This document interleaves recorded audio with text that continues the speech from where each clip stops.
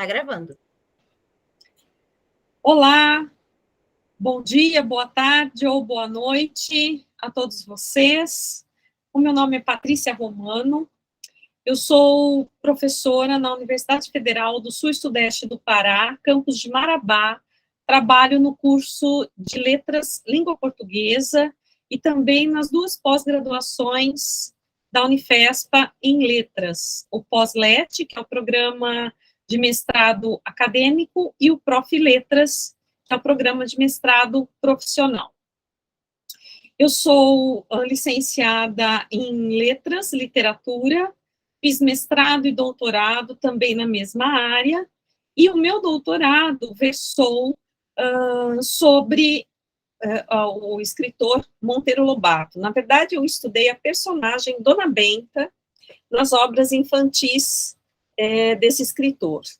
Inclusive, fazendo a minha propaganda já aqui para vocês, em 2019, eu publiquei esse livro, né, Dona Benta, uma mediadora no mundo da leitura, e nele eu apresento parte dos resultados dessa minha pesquisa de doutorado. Eu não vou falar aqui sobre Dona Benta, mas eu vou falar para vocês sobre uma das obras infantis de Monteiro Lobato, que é Memórias da Emília.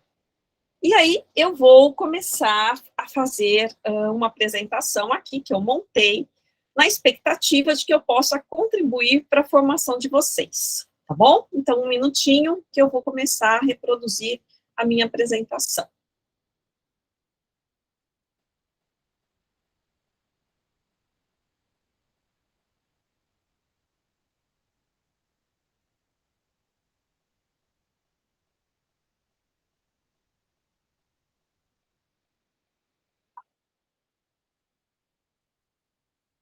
Só mais um minutinho.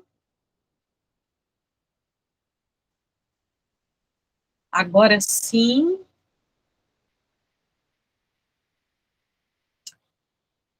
Pronto. Imagino que já esteja aparecendo para vocês. E esse trabalho, né, que faz parte dessa oficina chamada Lobato em Sala de Aula, eu subintitulei como Trabalhando com o Gênero Memórias, que sempre me pareceu um gênero muito agradável para a gente trabalhar, em especial com a educação básica.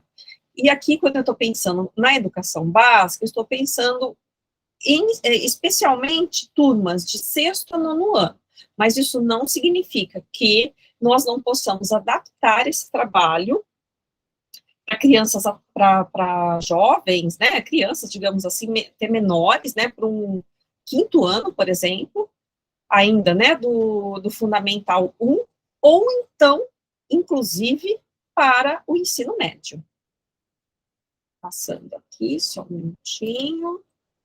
Então, o nosso texto inspirador é o texto Memórias da Emília, de Monteiro Lobato, que foi publicado em 1936. Então, a primeira edição desse texto foi feita por Lobato. Em 1936, eu trouxe aqui para vocês uma pequena imagem, né, da capa dessa primeira edição, com ilustrações do Belmonte.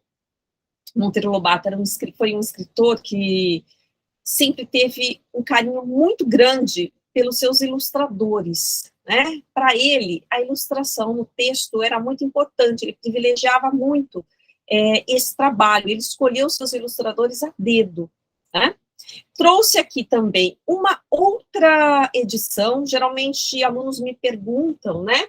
Na universidade, inclusive, quando eu trago Monteiro Lobato, alunos me perguntam, professora, que edição é bacana para eu usar, né? Então, a gente tem muitas edições, ainda mais agora que Monteiro Lobato caiu em domínio público, né? Então, nós temos muitas edições disponíveis na internet, que vocês conseguem baixar, mas é sempre bacana a gente ter uma edição fiel à obra, né? Então, assim, que não sofreu nenhuma alteração. As melhores edições para isso, elas são as ainda um pouquinho mais antigas, ou então as que foram feitas praticamente como facsímiles dessas mais antigas, como é o caso desta edição de 2017, que traz, inclusive, as ilustrações do André Leblanc, que foi o ilustrador que ilustrou, em 1947, toda a obra infantil do Lobato, com exceção do último texto, que foi os 12 Trabalhos de Hércules, né? Esse foi o último texto do Monteiro Lobato, e nas obras completas, esse texto foi ilustrado pelo Jurandir Ubirajara Campos, que era, por coincidência, genro do Lobato, era casado com a filha mais velha do Lobato. Vamos falar um pouquinho para vocês sobre esse escritor, né? Imagino que talvez nem todos conheçam muito sobre a história dele, mas já devem ter ouvido falar de muitas polêmicas, não é? Pelas quais a obra dele já passou e continua passando. Então, Lobato nasceu no final do século XIX, em 1882, e morreu em 1948, né? Em 1920, ele publica o primeiro texto considerado seu texto de literatura infantil, que é A Menina do Narizinho Arrebitado. Vou lembrar para vocês que este texto, na verdade, ele vai ser transformado no primeiro capítulo da obra que hoje nós conhecemos, não é? Como Reinações de Narizinho, tá? Essa aqui é uma edição também, abrindo um parênteses, né, feita pela Companhia das Letrinhas, não estou recebendo nada aqui da editora, mas só dizendo que é uma edição bastante interessante, porque ela vem com notas de rodapé, que são notas também muito ricas, no sentido de que elas dialogam com o texto, é um diálogo mesmo, né, nós temos quase que uma narrativa em paralelo, nessas notinhas de rodapé entre duas personagens, neste caso aqui, Emília e Narizinho, falando sobre elas, lá atrás, quando a obra foi publicada. Esta obra aqui, ela vai ser publicada na década de 30, reunindo todas as histórias avulsas que Lobato vai publicar entre 20 e 30. Então, em dezembro de 20, ele publica A Menina do Narizinho Arrebitado. Em janeiro, ele reedita esse livro numa versão escolar e vende muitos números, mas muitos números, porque o governo vai comprar essa obra e vai distribuí-la. E ao longo dos anos seguintes, ele vai escrever várias outras historinhas publicadas separadamente em livros, né? Esses livros, a partir da década de 30, vão compor essa obra que, nas obras completas, nós encontramos como Reinações de Narizinho, tá? Então, o texto que hoje, né, geralmente nós compramos, ele foi sendo construído ao longo de 10 anos da vida deste autor. E nós sabemos muito bem que há muitas polêmicas no texto dele, né, inclusive sobre questões levantadas a respeito de preconceito e racismo. Então, acho que vale uma nota aqui. Por que, então, apresentar ainda as obras desse escritor? Primeiro, porque é um clássico, né? As obras de Monteiro Lobato fizeram história, mudaram, inclusive, a história da nossa literatura infantil e juvenil brasileira. Então, a gente não pode apagar, simplesmente, da história da literatura infantil e juvenil brasileira um escritor. Segundo, porque escritores escrevem em seus tempos, né? Com as realidades nas quais eles estavam inseridos. Só que o tempo passou, as realidades mudaram, e nós precisamos entender essas mudanças. Nada melhor, então, do que revisitar uma obra que trate dessas mudanças. Revisitá-la, apresentando-a hoje como nós precisamos apresentá-la. Então, se existem passagens lá hoje que não seriam mais, que não são mais admitidas, e que bom que hoje nós pensamos de forma diferente, né? Isso significa uma evolução da humanidade, que importante isso. Vamos questionar, vamos polemizar essas questões para entendê-las de forma melhor? Vamos levar isso para os nossos alunos? E é isso que nós estamos fazendo aqui, né?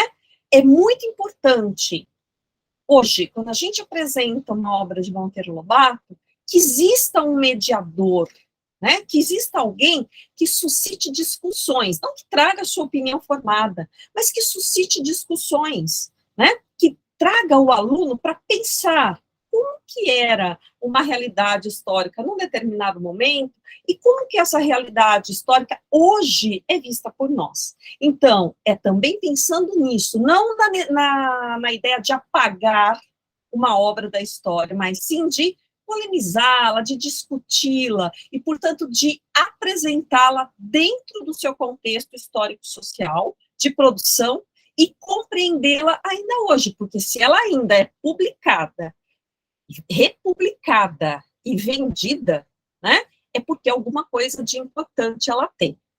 Lobato escreveu, na verdade, 24 volumes de histórias infantis. Isso sem contar esses livros que ele produziu, digamos, eram historinhas, né, eram fascículos, e que depois viraram capítulos de reinações. Então, pensando em reinações, a partir de reinações, nós temos 24 livros.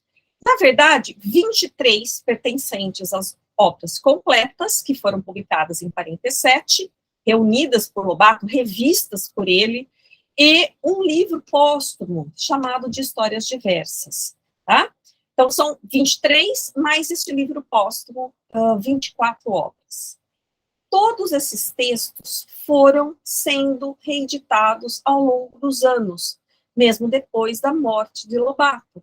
Então, vejam vocês, né, que se ainda hoje nós reeditamos e vendemos esses textos, é porque há nesses textos alguma coisa de muito interessante.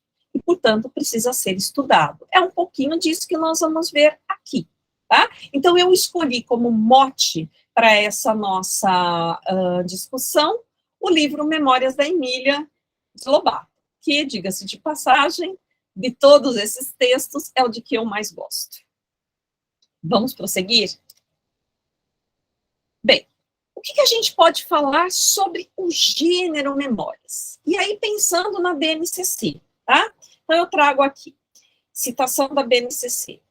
Para evitar uma visão homogênea, busca-se observar que, no interior de uma sociedade, há formas de registros variados e que cada grupo produz suas memórias, como elemento que impulsiona o estabelecimento de identidades e o reconhecimento de pertencimento a um grupo social determinado. As memórias podem ser individuais ou coletivas e podem ter significações variadas, inserindo-se em uma lógica de produção de patrimônios materiais ou imateriais, que dizem respeito a grupos ou povos específicos. Então, essa citação está lá na BNCC, na página 404. E aí, quando a gente pensa, então, né, nessa ideia de trabalhar com textos que foram produzidos em forma de memórias, num primeiro momento, a gente fica pensando que o texto vai tratar, né, dessas experiências, dessas identidades construídas, desse reconhecimento e pertencimento a uma determinada sociedade, não é verdade? A BNCC lembra de algumas habilidades ligadas a isso. Então, identificar e acolher sentimentos, lembranças, memórias e saberes de cada um, né? Então, memórias estão ligadas a sentimentos, estão ligadas a lembranças e, portanto, vale a pena, não é? Que a gente retome esses sentimentos, essas lembranças, em forma de saberes. E também, uma outra habilidade apontada pela BNCC, a ideia de identificar as diferentes formas pelas quais as pessoas manifestam estes seus sentimentos, as suas ideias, as suas memórias, os seus gostos, as suas crenças em diferentes espaços, em diferentes momentos. Então, nós podemos perceber que o documento que hoje, né, rege a nossa educação básica, toca nessas questões sobre o gênero. E o gênero, então, memórias literárias. Memória como lembrança, reminiscência, experiências vividas no passado. Tudo que eu, né? O que você está rememorando, inclusive, a gente fala, não é isso? Memórias, relatos das experiências feitos por alguém, pode ser de forma ficcional, a partir de situações vivenciadas por esse alguém ou por ele testemunhadas, inclusive, né? Então, eu contar as minhas histórias, as minhas lembranças, as minhas memórias, ou eu posso ter sido testemunha de alguém, né? E contar essa lembrança dessa pessoa que eu tenho. E aí, eu não sou mais um narrador em primeira pessoa, eu sou um narrador em terceira pessoa que conta a história de um outro alguém. Seria um narrador testemunha, que testemunhou alguma história, alguns saberes, e vai relatar isso. E aí, então, eu posso ter, né, narrador em primeira pessoa protagonista, no primeiro caso, ou testemunham ainda em terceira pessoa quando conta com onipresença a história de outrem, né, que é essa questão do narrador testemunha. Alguns livros de memórias, então, da nossa literatura, né, que certamente vocês já passaram por esses textos, vocês já ouviram falar. Memórias do Sargento de Milícias, de Manuel Antônio de Almeida, Memórias Póstumas de Brás Cubas, Memórias Sentimentais de João Miramar, Memórias do Cárcere, de Graciliano Ramos. E aí eu trago 3 textos mais ligados, né, à literatura infantil e juvenil, que tem sido a minha área de estudos ultimamente.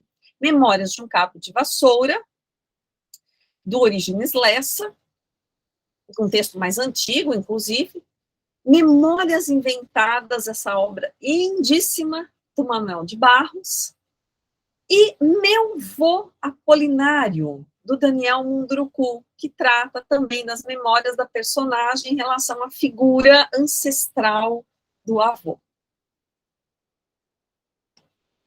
E aí, nós vamos começar, eu escolhi, né, 4 textos, tá, para nós falarmos um pouco sobre esse gênero.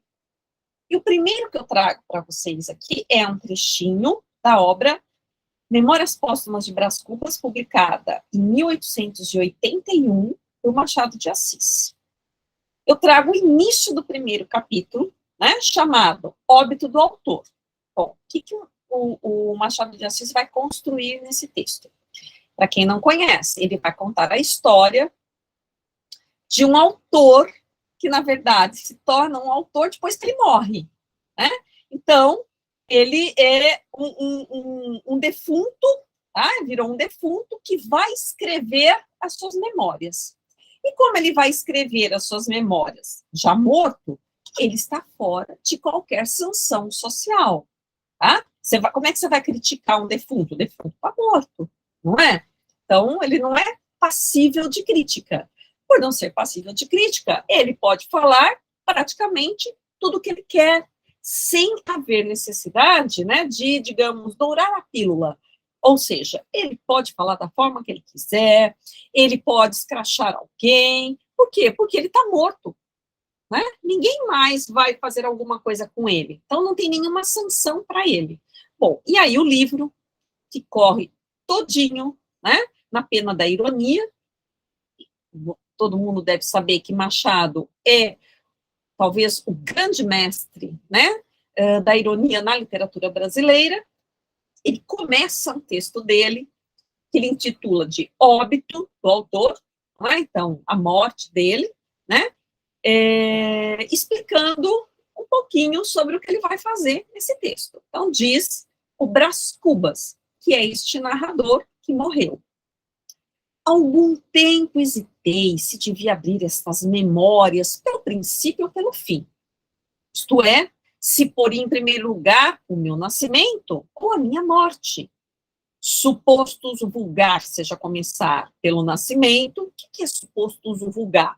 O mais comum, né? O que todo mundo faz é começar pelo nascimento. Duas considerações me levaram a adotar diferente método. Então, ele não vai começar pelo nascimento. A primeira das considerações é que eu não sou propriamente um autor defunto, mas um defunto autor. Então, não era autor quando vivo. Não. Eu fiquei um autor agora que eu morri. Ou seja, né? Eu posso falar o que eu quiser. Para quem acampa foi outro berço. Então, a não dele estar enterrado é uma outra história de vida, inclusive, ou de morte. A segunda das considerações é que o escrito ficaria assim, mais galante, mais novo. Olha, eu estou inovando, né? Que outros defuntos autores existiram antes de mim? Nenhum. Então, ó, pessoal, estou inovando aqui, tá? Olha o que ele vai falar agora, esse narrador, que é em primeira pessoa, certo? Moisés, que também contou a sua morte, não após no introito, não após no começo, mas no cabo, no fim. Diferença radical entre este livro e o Pentateuco. Bom, o Pentateuco, né, são os 5 primeiros livros da Bíblia. O que o nosso Brás Cubas está dizendo? Olha, Moisés fez o normal. E ele começou, ele contou a morte dele na morte. Ele contou o nascimento até chegar à morte. Eu não. Eu vou fazer o contrário. Eu vou contar primeiro aqui para vocês a minha morte. Essa é a diferença radical entre o meu livro e os 5 primeiros livros da Bíblia. Ou seja, o meu livro é muito melhor. Então vejam que nós temos aqui um narrador que já começa zoando, vamos dizer, né, numa gíria hoje, do leitor. Ah, ele está tirando uma da sua cara, leitor. Viu, querido leitor? Você está entendendo o que eu estou contando? Eu sou melhor que Moisés. Olha só, que arrogância, né? E aí o nosso narrador diz, dito isto, expirei às 2h da tarde de uma sexta-feira do mês de agosto de 1869. Professor mediador, você precisa ajudar o seu aluno a entender tudo isso, tá? Esse nosso narrador, então, viveu na segunda metade do século, na primeira e na segunda metade do século XIX. Ele morre quando? Em 1869, quando ele expirou, né? Quando deu o último sopro de vida. Na minha bela chácara de Catumbi, que era um bairro do Rio de Janeiro. Tinha uns 64 anos, rijos e prósperos, eu era forte ainda e morri, tá? Será que era mesmo, né? Não sabemos. Era solteiro, possuía cerca de 300 contos e fui acompanhado ao cemitério por 11 amigos. 11 amigos! O que você imagina, leitor? Né? Começa com... leitor não, né? Quem está me ouvindo aqui. Ou leitor, né? Ele está falando isso para o leitor. Conta nas mãos, ó. 10 mais 1, 11. A vida inteira, 11 amigos. Verdade é que não houve cartas nem anúncios, então, só por isso só foram as 11 pessoinhas. Ninguém distribuiu lá aquela folhinha, né, que ele tinha morrido. Cresce que chovia. Peneirava uma chuvinha miúda e triste, constante, tão triste, que levou um daqueles fiéis da última hora a intercalar esta engenhosa ideia no discurso que proferiu à beira de minha cova. Então, quando ele morreu, alguém proferiu um discurso, um dos 11 amigos. Vós, que o conhecestes, meus senhores, vós podeis dizer comigo que a natureza parece estar chorando a perda irreparável de um dos mais belos caracteres que tem honrado a humanidade. Este ar sombrio, estas gotas do céu, aquelas nuvens escuras que cobrem o azul como um crepe funéreo. Tudo isso é a dor crua e má que lhe rói a natureza, as mais íntimas entranhas. Tudo isso é um sublime louvor ao nosso ilustre finado. Lindas palavras, não é verdade? Daí diz o nosso narrador, Brás Cubas, bom e fiel amigo, não me arrependo das 20 apólices que lhe deixei. E olha que lindo que é isso, né? Como é irônico isso. Olha, só é bom e fiel amigo porque eu deixei uma graninha para ele. Então vejam, esse nosso narrador em primeira pessoa começa a contar a sua história já com, né? Olha, eu sou ótimo, sempre fui muito bom, né? Afinal, sou melhor do que Moisés. Inclusive, agora que eu estou morto, eu começo a contar a minha história a partir da minha morte, não do meu nascimento. E quando eu estava morrendo, né? Quando eu morri, aliás, olha só quem me acompanhou, né? E aí ele conta de forma irônica o que você entende. Que, por exemplo, esse rapazinho Brás Cubas não devia ser muito querido, tão querido como ele tenta, não é, nos dizer. E, lógico, o que ele diz é irônico. O que é a ironia? É importantíssima de ser compreendida. Não é uma figura de linguagem que diz o oposto do que ela afirma. E é exatamente isso o que ele está colocando aqui. Né? O amigo não era um amigo, não era nem bom nem fiel, era o quê? Interesseiro. Por isso que ele fez o discurso à beira da cova. Um outro exemplo de memórias, bem diferente agora, do Orígenes Lessa, de memórias de um cabo de vassoura.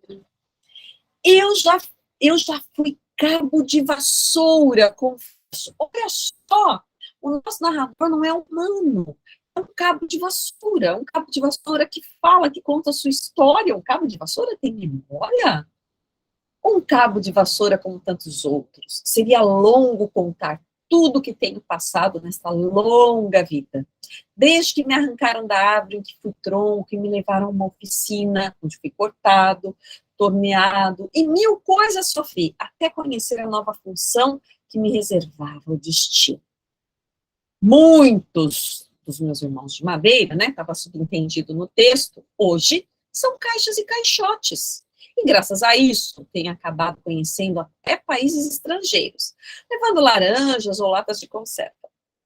Outros acabaram mesas, cadeiras, armários, móveis de toda sorte. Tenho primos que são portas, janelas e se contentam olhando o movimento da rua. Alguns tão orgulhosos no tempo das folhas, quando o vento passava e assobiava no arvoredo, são hoje apenas soalho. Fraco destino para quem vivia na altura e sonhava, na pior das hipóteses, ser pelo menos teto ou armação de telhado, coisa que para ser vista, obriga o bicho-homem a levantar a cabeça. Ser pisado e repisado o dia inteiro, cabo humilde de assoalho, por pés desconhecidos, de sapato sujo, é triste para quem já foi árvore e enfrentou raios e ventanias. Tenho visto e ouvido muita queixa pela vida fora, mas o triste, mesmo a suprema humilhação para quem foi árvore, é acabar caixão de defeito. E eu acabo aqui a citação, né, justamente para instigá-los a conhecer um pouquinho mais deste texto, que é também um outro texto em forma de memórias. E aqui, contado por um cabo de vassoura, que também está fora de qualquer sanção. Então, ele pode falar também o que ele quiser. Quem vai criticar um cabo de vassoura? Tá? Então, comecem a perceber os subterfúgios, as alternativas que nós temos, por exemplo, para compor um texto, neste caso, literário, a partir do gênero memórias, e dizer um pouco mais do que o que a gente gostaria de falar. Como humanos, nós somos bastante sujeitos a críticas, mas quando nós escolhemos uma outra alternativa, né, de personagem, a gente pode falar muitas coisas. Aqui eu trago um trecho, né, de Manuel de Barros, da obra Memórias Inventadas, do volume chamado Infância, tem um subtítulo, tá? Esse texto traz iluminuras lindas dessa ilustradora, da Marta Barros, e eu escolhi aqui o texto intitulado A Escova. Lógico, Manuel de Barros, toda a poeticidade que emana, né, desse artista da palavra, da vida, das experiências poéticas. A gente não pode perder isso de vista. Né? Eu tenho poeticidade aqui dentro, além da ideia da memória. Eu tinha vontade de fazer como os dois homens que vi sentados na terra escovando osso. No começo, achei que aqueles homens não batiam bem, porque ficavam sentados na terra o dia inteiro escovando osso. Depois aprendi que aqueles homens eram arqueólogos e que eles faziam o serviço de escovar osso por amor, que eles queriam encontrar nos ossos vestígios de antigas civilizações que estariam enterradas por séculos naquele chão. Logo, pensei em escovar palavras. Olha que lindo, né? Eu tenho um narrador, em primeira pessoa, que começa contando uma visão do outro. Quem é o outro aqui? Né? É homens que escovavam ossos, tá? Que ele não entendia muito bem quem eram esses homens, mas que ele ficou observando, que ele viu durante um certo tempo, achou que eles não batiam bem, mas depois descobriu que eles eram arqueólogos, e por isso eles faziam esse serviço. E aí ele, né, que está contando essa lembrança, pensou em escovar palavras. Quando você escova um osso, você quer extrair, né? Tirar tudo que está atrapalhando de você ter o osso em mãos. Então, é areia, é resto de algum outro tipo de substância que está lá junto, não é? É pedrinha, você quer tirar todo o resíduo, né? Que pode comprometer o osso. Horas. Escovar palavras é você escolher a palavra, não é? É você escolher a palavra que brilha, a palavra que melhor define, a palavra que tem o encantamento que você procura. Mas veja a escolha da expressão, né? Escovar palavras. E veja a escolha da oração. Pensei de escovar palavras. Lindíssimo, é muito poético, né? É um verso rico em lirismo. Eu queria ir atrás dos clamores antigos, né, dos sons antigos, que estariam guardados dentro das palavras. Eu já sabia também que as palavras possuem no corpo muitas oralidades remontadas e muitas significâncias remontadas. Olha que lindo para falar sobre semissoma, não é? Do som da palavra falada e da palavra, do corpo da palavra que é escrita e que é representativa de alguma, que representa alguma coisa, né? Eu queria, então, covar as palavras para escutar o primeiro esgarro de cada uma, né? O primeiro barulhinho de cada uma, para escutar os primeiros sons, mesmo que ainda bígrafos. Comecei a fazer isso sentado em uma escrivaninha. Olha só, será que é um escritor?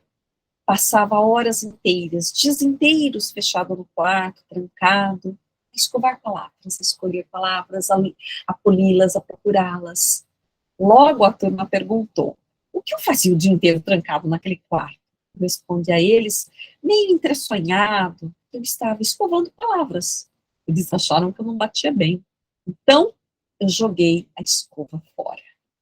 E aqui eu convido vocês a continuarem, né, estas leituras das Memórias Inventadas de Manuel de Barros, que é uma outra forma de produzir um texto de memórias, aqui carregado de poeticidade. E, por fim, o quarto exemplo, antes de nós entrarmos nas nossas memórias da Emília, né, que é Memórias em Meu Vô Apolinário, um mergulho no rio da minha memória, de Daniel Munduruku, com ilustrações de Rogério Borges, texto publicado, né, pela primeira vez em 2001, tá? Então, eu tenho aqui, opa, a raiva de ser índio. A gente não pede para nascer, apenas nasce. Alguns nascem ricos, outros pobres. Uns nascem brancos, outros negros. Uns nascem num país onde faz muito frio, outros em terras quentes. Enfim, nós não temos muita opção mesmo. O fato é que quando a gente percebe, já nasceu. Eu nasci índio, mas não nasci como nascem todos os índios. Não nasci numa aldeia rodeada de mato por todo lado, como com um rio onde as pessoas pescam peixe, quase com a mão, de tão límpida que é a água. Não nasci dentro de uma ucamundurucu. Eu nasci na cidade. Acho que dentro de um hospital. E nasci numa cidade onde a maioria das pessoas se parece com índio, em Belém do Pará. Então, olha só, o nosso narrador, em primeira pessoa, está contando, né, da origem dele. Só que ele não nasceu dentro de uma uca, que a gente poderia dizer uma oca, que nem é a melhor maneira hoje, né, de se intitular a morada dos indígenas, né, mas ele fala, não, eu sou indígena, mas eu nasci num hospital, o que já nos causa um certo estranhamento, né, ou deveria, num passado, nos causar, que talvez hoje nos cause muito menos. Nasci lá, porque meus pais moravam lá. Moravam onde? Moravam em Belém do Pará, uma cidade. Meu pai é índio e viveu numa aldeia, como depois eu ia viver também. Foi o primeiro filho da família a nascer na cidade. Antes de mim, já tinham nascido 4 meninas e 2 meninos. Um dos meninos não cheguei a conhecer. Todos nascidos fora da cidade. Depois de mim, viriam ainda 3 meninos. Era uma alegria só. Então, vejam como é aqui que o nosso narrador, não é, dá início à sua história de indígena, que é uma história que, num primeiro momento, foge àquilo que se espera que ele vá contar, não é? Que ele nasceu numa aldeia.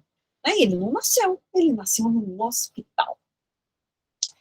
E é uma outra opção. Aqui, o nosso narrador, que se encosta ao nosso autor, não é? Resolve contar de fato, baseado na própria história do nosso autor, né? Um pouco da sua história memorialística, das suas memórias, né? Do seu mergulho no rio da memória, das suas memórias de saberes, da sua memória existencial. Caminhamos e, por fim, vamos entrar, então, em Memórias da Emília, que é uma obra, como eu já lhes disse, publicada pela primeira vez em 1936. Da primeira para a segunda edição, o Lobato altera algumas partes do texto, mas nós não vamos entrar nesses detalhes, porque isso é para quem estuda do ponto de vista, né, acadêmico esse texto. Nós vamos falar aqui desse texto a partir do gênero. Tá? Como é que eu posso aproveitar esse gênero em sala de aula, como nós, né, temos visto aqui? Como que eu posso ajudar meu aluno a entender o que é o gênero memórias e como é que o meu aluno pode produzir alguma coisa voltada, inclusive, para esse gênero, pensando nas alternativas que nós temos visto aqui destes outros escritores ao construírem o seu texto de memórias, certo? Bom, para começar a falar de Memórias da Emília, vale a pena a gente lembrar de uma situação muito peculiar do Monteiro Lobato, tá? O Monteiro Lobato é um gigante na literatura. Primeiro porque ele não foi só escritor, né? Ele foi escritor, ele foi editor, antes ele já tinha sido fazendeiro, ele era formado em direito, ele vai ser adulto comercial, ele vai investir em procurar petróleo no Brasil. Sim, foi um cara que foi um furacão, tá? Como ele passou a ser denominado numa obra publicada em 1997, chamada Furacão na Botocúndia, que é uma espécie também de biografia sobre o Monteiro Lobato. E aí, o Lobato tinha uma maneira muito peculiar de vender as obras dele. Então, vejam só. era muito difícil no Brasil vender livros, tá? Imagine como é que esses livros chegavam, né, em outros locais, por exemplo. Então, como é que eu estou falando aqui com vocês de Marabá, no Pará? Como é que os livros do Lobato, por exemplo, poderiam chegar aqui? E nós sabemos que chegaram ao Pará, porque nós temos registros disso, por exemplo, no inquérito do Saci, né? Nós temos registros disso nas cartas das crianças para Monteiro Lobato, que estão no Instituto de Estudos Brasileiros, na USP. Eu acabei o meu pós-doutorado estudando algumas dessas cartinhas dessas crianças, e há cartas vindas do Pará para Lobato. Então, os textos dele chegavam aqui, tá? E chegavam em outras diversas partes do Brasil. E ele teve uma ideia, que foi a seguinte: ele resolveu mandar umas cartas, aliás, foi um missivista contumaz. O que é isso? Ele escreveu cartas. Missivista é quem escreve carta, missiva é carta. Ele escreveu cartas, muitas, demais, todas publicadas numa série de livros. O livro mais famoso dele, de cartas, é este aqui, chamado A Barca de Gleire, que é a correspondência de mais de 40 anos dele para o amigo Godofredo Rangel, com quem ele estudou na faculdade de Direito da USP, né? O Rangel era de Minas, e eles trocaram cartas por mais de 40 anos, e o Lobato resolveu publicar as cartas que ele mandou para o Rangel. Então, o Rangel devolveu as cartas dele, e ele publicou essa correspondência, que para nós que estudamos a sua obra, é de gigantesco valor. Bom, então, para divulgar, né, para vender as obras dele, ele resolveu escrever um bilhetinho e mandar. E pegou uma guia de telefones, né, de endereços que tinha nas antigas listas telefônicas, né, alguns de vocês certamente se lembram delas, de comércios espalhados pelo Brasil afora. E mandava uma cartinha dizendo assim: olha, meu nome é Monteiro Lobato, eu sou escritor e sou editor, eu tenho uma editora. Você não precisa saber o que é isso exatamente, mas eu comercializo livros. Se você não souber também o que é isso, não tem problema. É um produto. Eu queria te mandar esse produto. Então, ele mandou para a farmácia, ele mandou para açougue, para vendas, para qualquer comércio que ele encontrasse. Eu comercializo esse produto. Você quer receber alguns desses produtos? Você recebe. Se você vender, você recebe X pela venda. E me devolve X. Se você não vender, você me manda o produto sem nenhum problema. Tá bom? Você só me devolve o produto. Olha só, é aquilo que a gente chamou muitos anos depois de venda por consignação, né? Você só paga aquilo que você vendeu, e que você não vender, você devolve, tá? E o Lobato, com isso, conseguiu espalhar a obra dele pelo Brasil todo, né? E é assim que Memórias de Emília também foi vendida. E mais, ele tinha uma outra sacada muito interessante, que era qual? Ele fazia propaganda das obras dele dentro das próprias obras dele. Olha que pegada metalinguística, né? A obra falando de uma outra obra, que é do próprio escritor, tá? E ele faz isso, por exemplo, falando de Memórias, em História das Invenções. Essa edição que eu tenho aqui, né, é um pouquinho antiga, tá? Da editora Brasilense, que publicou a obra de Lobato ao longo da vida, depois que ele morreu, foi essa editora que publicou até o final da década de 90, quando houve uma discussão em relação aos direitos autorais, e a família entrou na justiça, e posteriormente a Globo passou a editar as obras. Bom, então, em História das Invenções, olha que bacaninha, tá? Nós temos, num capítulo, em que a Emília está falando assim, para a Dona Benta está contando, né, sobre as diversas invenções da humanidade. Num determinado momento, a Dona Benta fala para a Emília que, ou melhor, a Emília diz que ela nem parece mais boneca, que ela parece gente, tá? ela fala assim, eu pareço gente, disse Emília, né? E a dona Benta riu, tá? E ela começa a comentar que, de fato, a Emília não parece mesmo mais uma boneca.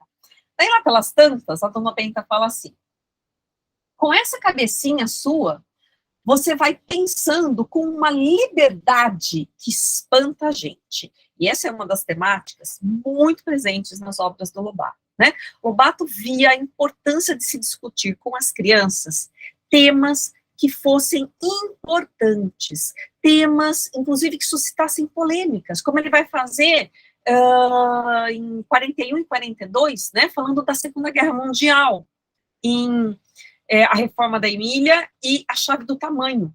Tá? Então, as temáticas que Lobato escolhia para discutir eram sempre temáticas que eram para fazer com que as crianças pensassem, refletissem, né, tivessem o seu ponto de vista. Até sobre o petróleo, Lobato vai escrever. Né, ele vai escrever o posto Visconde, lembrando o quanto é importante que as crianças, quando crescessem, então, entendessem o problema pelo qual ele passou e que impediu, né, dele, enfim, conseguir encontrar petróleo no Brasil. Anos mais tarde, depois que ele morre, um dos poços que ele estava perfurando, num desses poços, de fato, tinha petróleo, tá? Bom, então, a dona Benta, né, tá comentando, com essa cabecinha sua, você vai pensando com uma liberdade que espanta a gente. Por isso, andam todos curiosos por ler as tais memórias da Emília, que não saem nunca. Como vão elas? Pergunta a dona Benta para Emília. Emília, toda gangenta, com um elogio, né? Ai, olha só, ela já sabe das minhas memórias. Respondeu, rebolando-se. Vão indo bem, obrigada, mas devagar. O meu secretário, o Visconde, daqui a pouco vocês vão descobrir, briga muito comigo e faz greves. Eu ordeno, escreva isto. Ele, que é um sabugo ensinado, escandaliza-se. Oh, isso não, é impróprio. E veio, fecha, e o livro vai se atrasando. E que diz você nesse livro, Emília? Ah, digo o que me vem à cabeça. Vou dizendo o que quero, sem dar satisfação a ninguém, porque não sou boneca ensinada. Bom, fecho aqui a citação, e vocês, então, devem começar a entender que isso é muito comum nas obras. Uma obra dialoga com a outra, tá? Para vocês terem ideia, no Pica-Pau Amarelo, tem uma obra do Lobato que se chama O Pica-Pau Amarelo. Toda obra, todas as histórias se passam no sítio do Pica-Pau Amarelo, mas essa se chama O Pica-Pau Amarelo. E ela traz... qual é o enredo dela, né? As personagens do mundo da fantasia querem vir todas morar no sítio da Dona Benta. Sejam as personagens boas, sejam as personagens ruins, aquelas maldosas, né? Como, por exemplo, o Capitão Gancho, o Minotauro. E no final do texto, a tia Anastácia desaparece. Desaparece. O Pica-Pau Amarelo é publicado em 39. No mesmo ano, né, o Lobato vai publicar a obra seguinte. Por quê? Porque adivinhem por que a tia Anastácia desaparece? Ela é raptada pelo Minotauro. E aí, lógico que o leitor quer saber, e agora? Como vai ser o resgate da tia Anastácia? Porque as crianças, imagina, tinham de resgatar a tia Anastácia de qualquer jeito, né?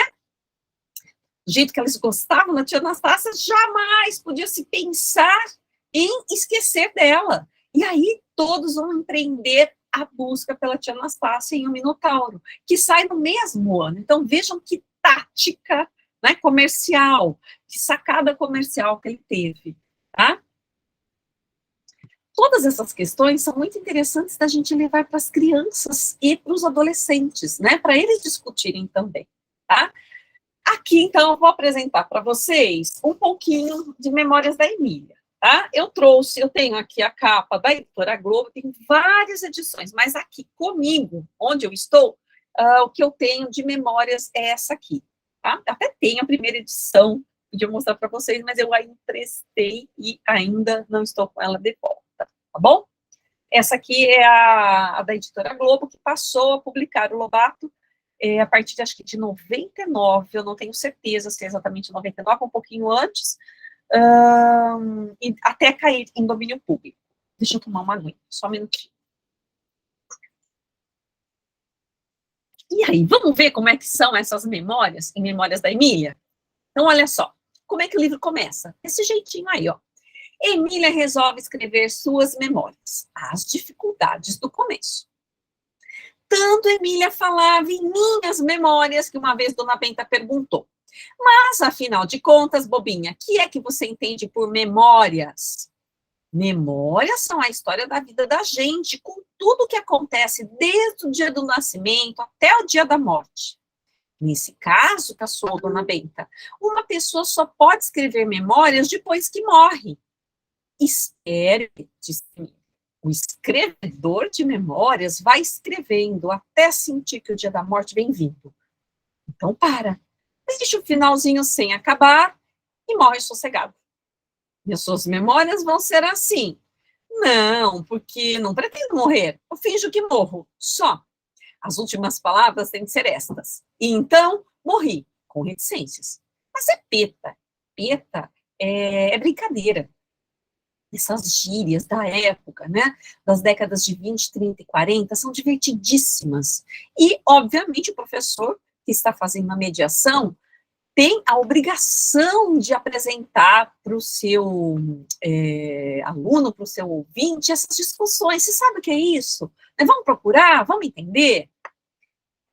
Escrevo isso, pisco o olho e sumo atrás do armário para que Narizinho fique mesmo pensando que morri.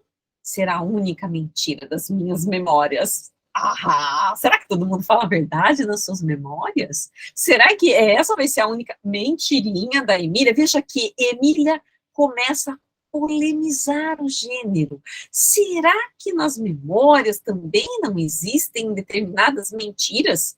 Afinal de contas, será que nós lembramos exatamente deste tempo passado? O que nós lembramos vem com nitidez? Ou será que nós escrevemos mesmo? São memórias literárias, passadas pelo viés da ficção. Fica aí uma pergunta, né? Polemizada, divertidíssima, inclusive, para a gente discutir com os nossos alunos. Tudo mais, verdade pura, da dura, ali na batata, como diz Pedrinho. Será mesmo? Né? Comece a duvidar. Dona Benta sorriu. Verdade pura. Nada mais difícil do que a verdade, Emília. Bem sei, disse a boneca, bem sei que tudo na vida não passa de mentiras. E sei também que é nas memórias que os homens mentem mais. Quem escreve memórias arruma as coisas do jeito que o leitor fique fazendo uma alta ideia do escrevedor. Mas, para isso, ele não pode dizer a verdade, porque senão o leitor fica vendo que era um homem igual aos outros. Logo, tem de mentir com muita manha para dar ideia de que está falando a verdade. Bom, não deixa de ser uma baita de uma verdade, não é? Será que todo mundo conta mesmo aquilo que aconteceu? Será que ele não doura um pouquinho a pílula? Né? Será que ele não melhora algumas coisas, coloca um probleminha ali para baixo do tapete e não conta, ou conta de forma diferente? Percebam que as afirmações da Emília, elas trazem justamente esse questionamento, né? Por trás da Emília está essa voz do narrador, que foi criado, não é? Pelo escritor, que está questionando, olha, ô leitor, você precisa ter um pouco mais de criticidade em relação ao que você lê, por exemplo, um livro de memórias, ok? Dona Benta espantou-se de que uma simples bonequinha de pano andasse com ideias tão filosóficas. Acho graça nisso de você falar em verdade e mentira, como se realmente soubesse o que é uma coisa e outra. Até Jesus Cristo não teve ânimo de dizer o que era verdade, quando Pôncio Pilatos lhe perguntou: o que é a verdade? Ele, que era Cristo, achou melhor calar-se. Não deu resposta. Pois eu sei, gritou Emília. Verdade? É uma espécie de mentira bem pregada, das que ninguém desconfia. Só isso. Gente, nesta fala da Emília, nesta afirmação da Emília, tem muita verdade escondida, não é? Quantas vezes a verdade vem em forma de uma mentira, até para doer menos, tá? Então, percebam que, além da gente ter esse discurso, não é? Esse diálogo entre Emília e Dona Benta, que é lúdico, engraçado, não é? A verdade é uma mentira muito bem contada. Veja que é paradoxal isso. E é justamente por ser paradoxal que é polêmico, que é interessante, que é crítico, que é instigante, né? Percebam como é necessário conversarmos sobre isso. Olha só o que Dona Benta fez. Dona Benta, aquela que, né, é detentora da sabedoria dos livros, é leitora sagaz, é aquela que conhece praticamente tudo. Olha só, Dona Benta calou-se a refletir naquela definição. E Emília, no maior assanhamento, correu em busca do Visconde de Sabugosa. Como não gostasse de escrever com sua mãozinha, queria escrever com a mão do Visconde. Então, né, a gente tem o narrador em terceira pessoa que está contando essa cena, toda essa história, diálogo entre Emília e Dona Benta, e aí o narrador nos fala, olha, nesse momento a Emília saiu correndo buscar o Visconde. Por quê? Porque Emília era meio preguiçosa para escrever, então, o que ela vai fazer? Ela vai usar o Visconde, afinal de contas, ela usa o Visconde na saga toda, todinha, né? E ela é um dos motivos porque ela é considerada um pouco maldosa, tá bom? Então, vejam só. Visconde, disse ela, venha ser meu secretário. Veja, papel, pena e tinta. Vou começar as minhas memórias. O sabuguinho científico sorriu. Memórias. Pois então, uma criatura que viveu tão pouco já tem coisas para contar no livro de memórias. Isso é para gente velha, já perto do fim da vida. Você concorda? Faça o que eu mando e não discuta. Veja papel, pena e tinta. O Visconde trouxe papel, pena e tinta. Sentou-se. Emília preparou-se para ditar. Tossiu, cuspiu e engasgou. Não sabia como começar e, para ganhar tempo, veio com exigências. Esse papel não serve, senhor Visconde. Eu quero papel cor do céu com todas as suas estrelinhas. Também a tinta não serve. Quero tinta cor do mar com todos os seus peixinhos. Quero pena de pato com todos os seus patinhos. O Visconde ergueu os olhos para o teto, resignado. Depois falou. Fez-lhe ver que tais exigências eram absurdas, que além no sítio de Dona Benta não havia patos, nem o tal papel, nem a tal tinta. Então eu não escrevo, disse Emília. Sua alma, sua palma, murmurou o Visconde. Se não escrever, melhor para mim, é boa. Emília, afinal, concordou em escrever as memórias naquele papel de casa, com pena comum e tinta de Dona Benta, mas jurou que havia de imprimi-las em papel cor do céu, tinta cor do mar e pena de pato. O Visconde disparou na gargalhada. Imprimir com pena de pato! É boa! Imprime-se com tipos, não com penas. E aqui a gente teria uma discussão paralela, né? Se isso aqui fosse, por exemplo, um e-book, a gente podia até clicar ali se tivesse um ícone em cima de tipos, né? E abriria-se uma janela explicando para nós o que são tipos, que, na verdade, em última instância, são aqueles ferrinhos, né, das máquinas que imprimiam as letras, que imprimem, aliás, as letras, imprimiam nas antigas editoras, tá? Desculpe. Pois seja, tornou Emília, imprimirei com tipos de pato. O Visconde ergueu novamente os olhos para o forro, suspirando, estava cansado. Estavam os dois fechados no quarto dos badulaques. Servia de mesa um caixãozinho e de cadeira um tijolo. Emília passeava de um lado para o outro, de mãos às costas, e agitava. Vamos, disse ela, depois de ver tudo pronto, escreva bem no alto do papel. Memórias da Marquesa de Rabicó, em letras bem graúdas. O Visconde escreveu Memórias da Marquesa de Rabicó. E aqui é bem bacana a gente mostrar para os alunos, porque é como se estivesse escrevendo mesmo, né? Estão vendo aí os espaços, tá? Como se estivesse vendo o livro. Agora escreva, capítulo 1º. Visconde escreveu e ficou à espera do resto. Emília, de testinha franzida, não sabia como começar. Gente, quase ninguém sabe como começar, é difícil começar. Lembra lá do Brás Cubas, falando do começo, que é sempre difícil começar, não é? Lembram-se dos seus alunos, dizendo, professora, como é que eu começo o texto? É tão difícil. Pois é. Então, essa sacada de que é difícil começar é justamente para a gente trazer à discussão essa questão tão polêmica na escrita de qualquer texto.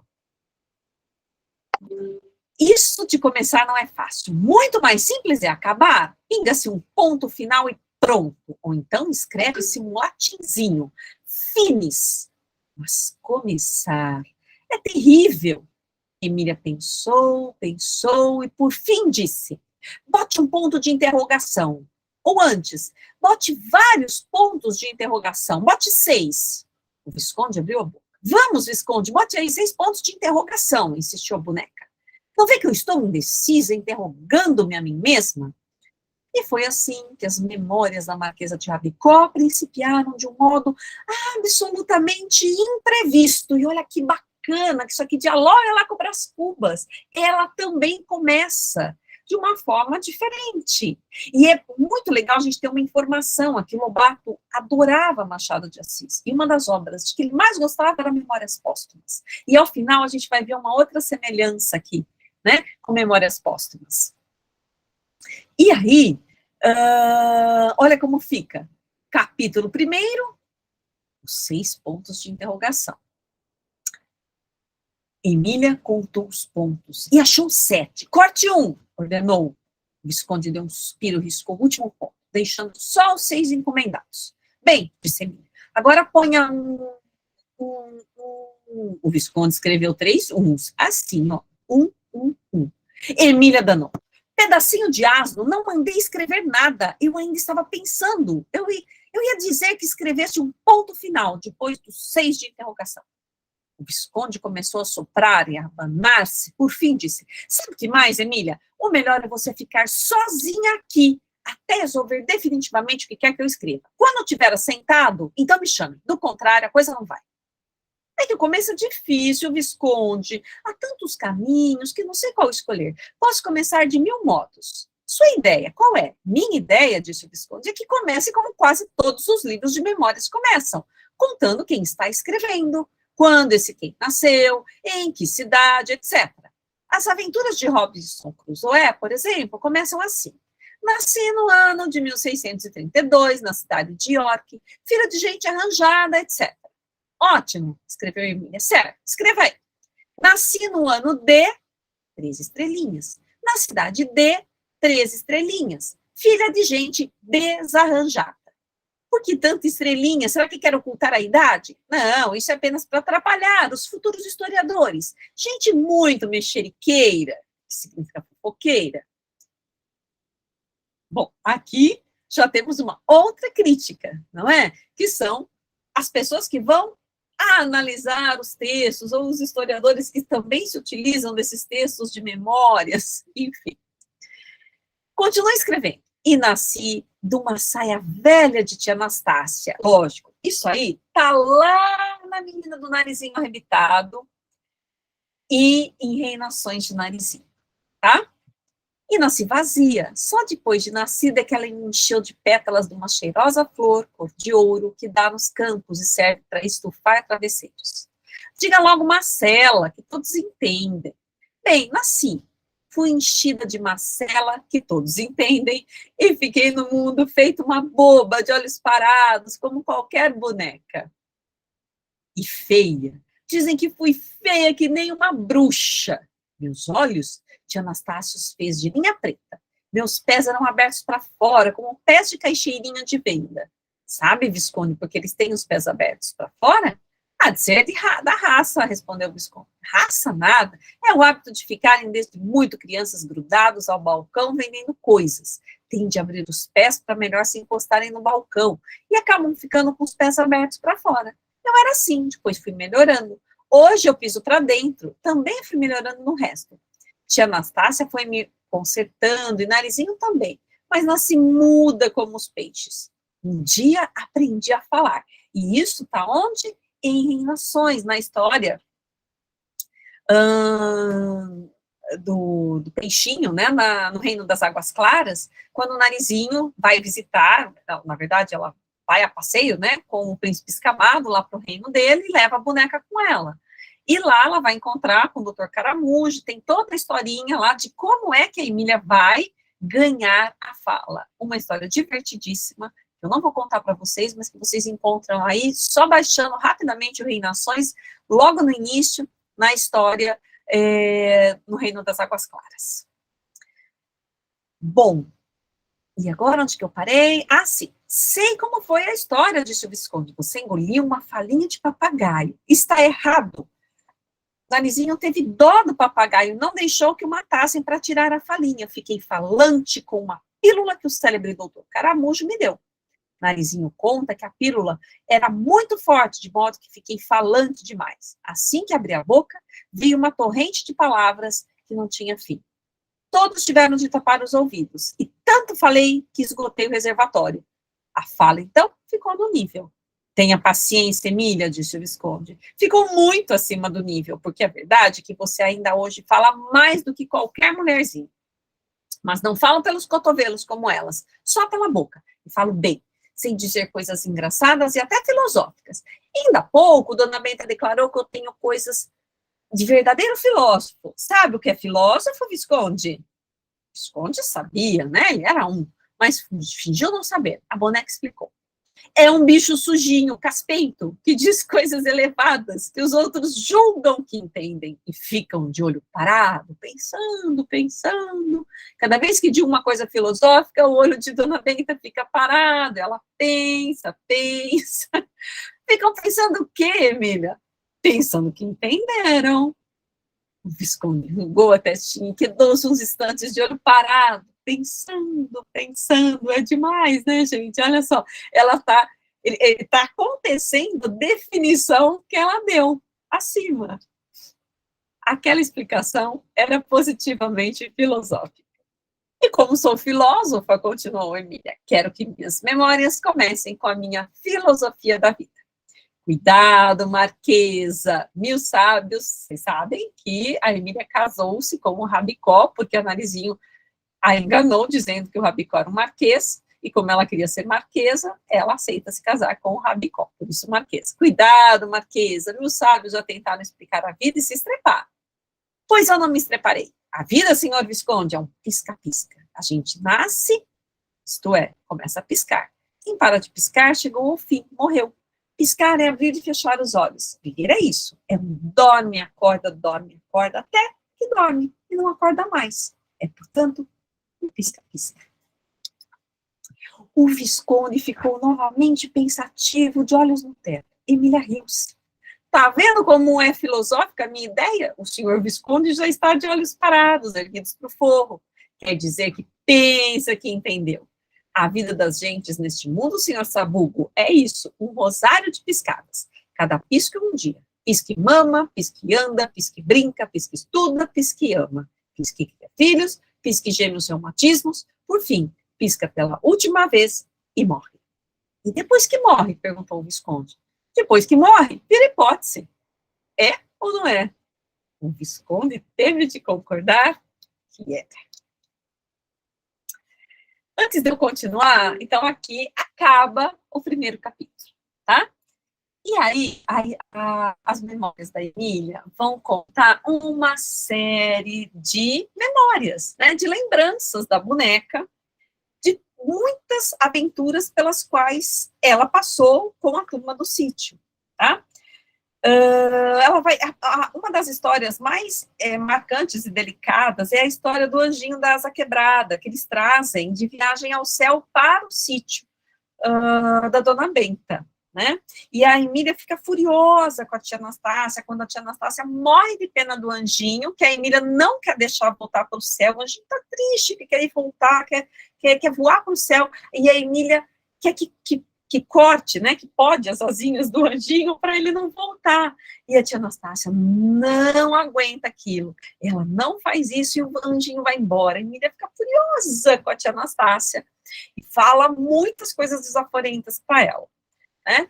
E é interessante que depois, quer dizer, o que eu estou falando que é interessante é que ela age, né, como uma criança mimada, embora ela não seja uma criança, ela é uma boneca. Então, veja que como boneca, como instância de boneca, é como o nosso autor defunto, o defunto autor, lá em Brás Cubas, né? Como boneca e como defunto autor, ambos estão fora das sanções sociais. Como é que a gente vai criticar um defunto autor? Como é que a gente vai criticar um cabo de vassoura que conta suas histórias? Como é que a gente vai criticar uma boneca?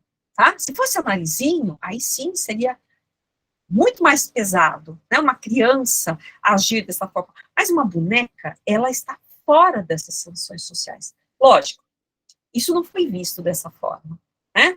Haja vista que a obra do Lobato foi queimada em escolas, né?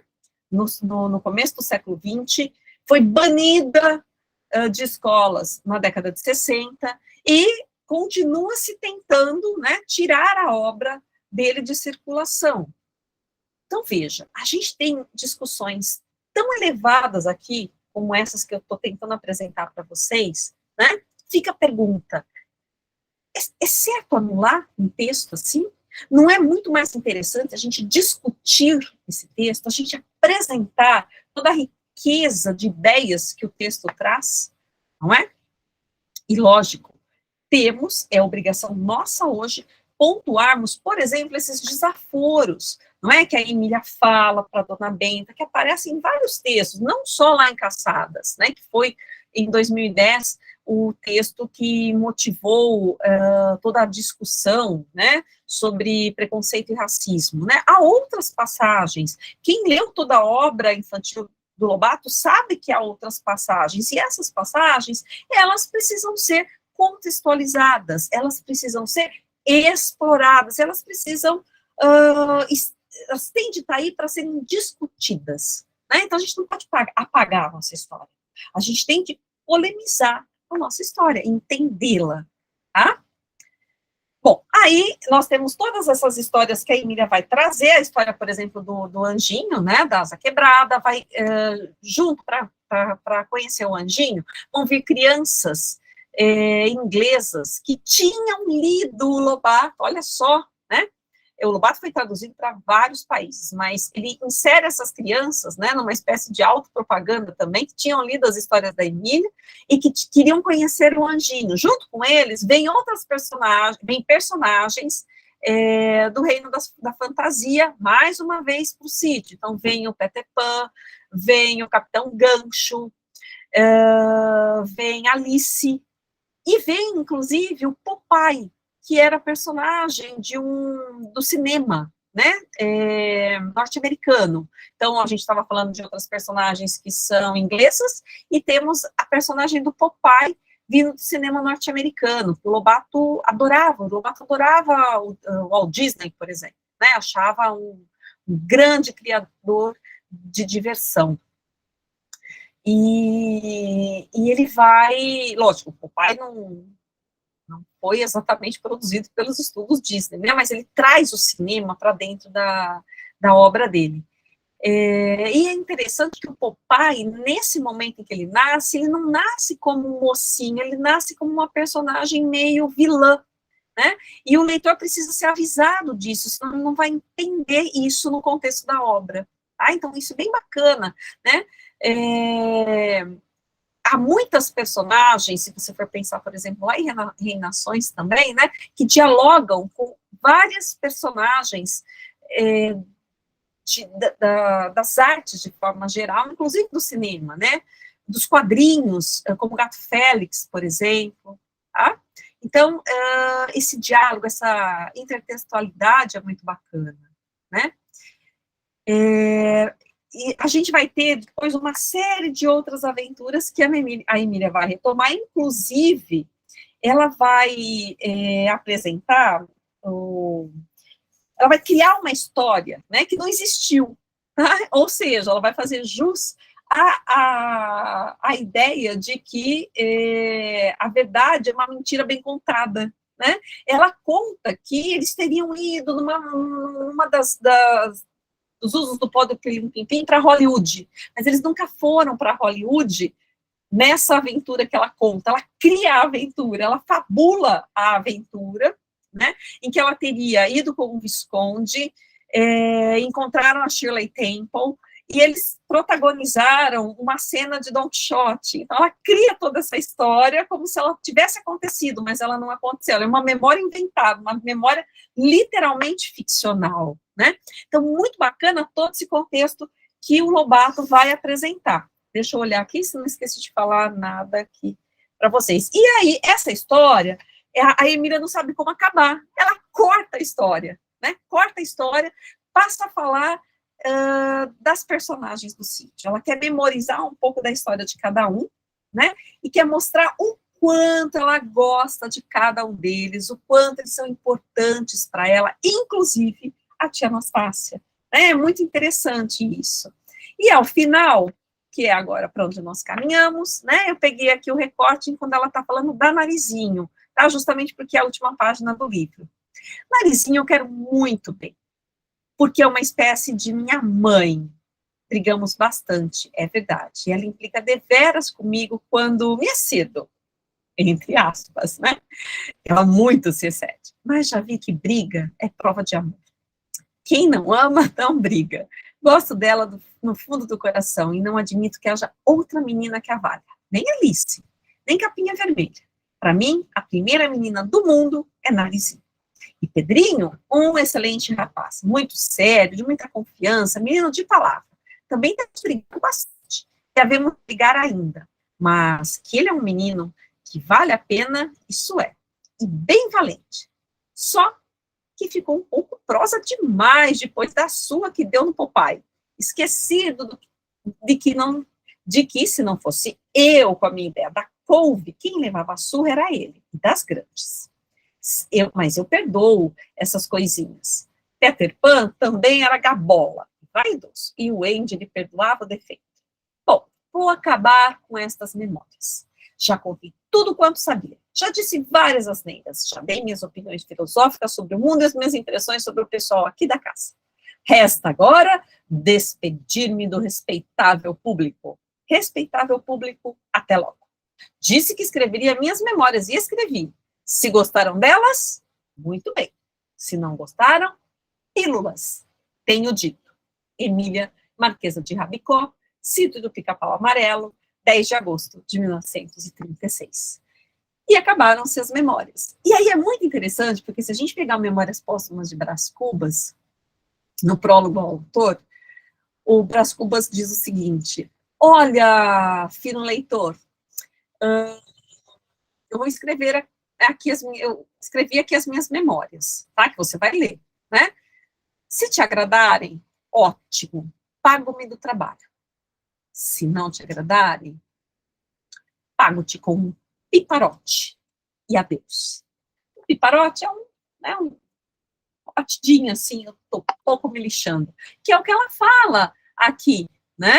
Se gostaram delas, muito bem. Se não gostaram, pílulas, tô pouco me lixando.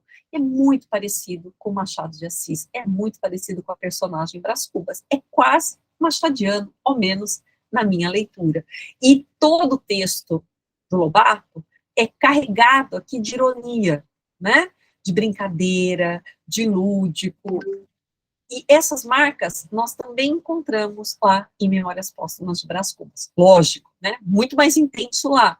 Até porque aqui nós temos um texto voltado para o universo da infância e da juventude, mas também muito presente. Bom, o que eu tinha para apresentar aqui do Lobato, do texto do Memórias de Emília, era isso. Eu espero que vocês tenham gostado. E agora eu caminho aqui para o final, né? Sugerindo para vocês algumas formas da gente pensar um pouco, né? Sobre esse gênero memórias em sala de aula, que eu acho que é muito importante. Como é que a gente pode fazer isso? Tá? Então, quando a gente fala em memórias, a gente tenta, né, contar um momento especial da vida, do passado distante, do passado recente, de viagem, de acontecimento importante, situações motivadas por cheiros, fotos, por músicas, né? Então, eu posso sugerir para o meu aluno, né, pensar em tudo isso. Eu posso sugerir para ele escrever um texto sobre memórias. Eu posso sugerir para ele contar em forma de podcast. Eu posso sugerir que ele narre a história dele um vídeo, não é? Eu posso sugerir que esse vídeo depois seja colocado num QR Code, ou mesmo o próprio podcast, né? Num link, vai ter um link, enfim, para se ouvir esse podcast. Eu posso divulgar essas histórias no site da escola, eu posso divulgar essas histórias numa exposição com QR Codes, né? Que podem ser lidas pelos, ouvidas, né, ou lidas ou assistidas pelos colegas, pelos professores. Eu posso fazer uma exposição disso. Eu tenho tantas formas hoje de aproveitar essas ideias, né? Além disso, eu posso reunir fotos antigas, objetos nostálgicos, pedir para os nossos alunos falarem sobre eles, trazerem de casa isso, não é? Fico pensando, por exemplo, tem um monte de disco vinil na minha casa, né? Nossa, cada disco tem uma história, tem uma memória, né? Pensem em objetos assim, carregados de memória. É possível recriar os fatos, né? Como provavelmente aconteceram. Lembrando que nossas memórias nos enganam. Por isso, é importante tentar convencer o leitor sobre o que se escreve, mesmo que a memória seja ficcional. Como é o caso que a Emília vai fazer no episódio que ela cria, né? De ter ido a Hollywood, mas que não existiu. Tá? Ela quase que convence o leitor de que aquilo existiu, mas a gente sabe que não existiu, justamente porque o Visconde vai tentar desmascará-la, né? É importante pensar no início e no fim, né? O texto, seja esse texto oral, seja encenado, né? Seja escrito, ele precisa ter um plano, como ele vai ser feito. É preciso pensar em metáforas, em comparações, em descrições, em sinestesias, em onomatopeias, em sentimentos, em ironias, né? Em todas essas figuras de linguagem que trazem para o texto literário a marca do literário, que dão literariedade ao texto, né? Então, ao fazer esse tipo de trabalho de sugerir aos alunos, de discutir com eles como construir textos, e lógico que nessa fala, né, textos eu posso ter, posso ter agora não só mais texto escrito, né, mas todos esses aqui fiz referência, eu preciso lembrar todas essas possibilidades. Como professores, então, de leitura e de literatura, né, o que é que a gente pode concluir sobre isso que nós estamos falando, tá? Então, coloco aqui para vocês. Temos de ter nossas memórias literárias. São elas que conduzem nossos alunos pelo mundo difícil e pedregoso das palavras, dos sons, das imagens que compõem a multissemiose de gêneros com os quais, hoje, nossos alunos se deparam constantemente, e nós também. E, por fim, né, serão nossos alunos os escritores de sua própria história? Mais do que ajudá-los a encarnar personagens que contem suas histórias, nós temos de contribuir para que eles escrevam, esse escrevam entre aspas, né, porque não só eles escrevem, né, mas eles podem usar da fala oral também, eles podem usar da imagem, eles podem usar de mímica, não é? Hoje a gente tem inúmeras possibilidades desse escrever, cada vez de forma mais competente a sua própria história, né? E sabemos que a literatura, de alguma forma, ela pode contribuir para isso. Ela nos humaniza em sentido profundo e nos faz viver melhor. Lembrando aqui o mestre Antônio Cândido. E é isso, deixo aqui as minhas referências para vocês, e apesar de um pouco longa, espero que essa aula tenha contribuído para ajudá-los em alguma atividade com seus alunos, apresentando esse gigante da literatura infantil e juvenil brasileira, que é Monteiro Lobato. Um abraço para vocês.